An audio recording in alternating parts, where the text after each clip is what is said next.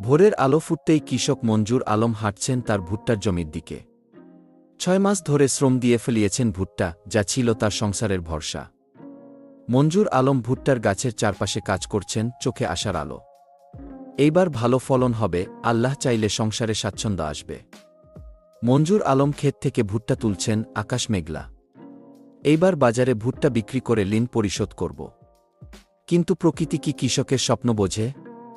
আসার ঠিক পরদিনই শুরু হলো অতিবৃষ্টি। ভারী বৃষ্টি হচ্ছে, ভুট্টাগুলো ভিজে যাচ্ছে। বৃষ্টি থামছে না, ভুট্টা স্যাঁতসেতে হয়ে যাচ্ছে। ভাই, সব শেষ, কিছুই বিক্রি করা যাইবে না।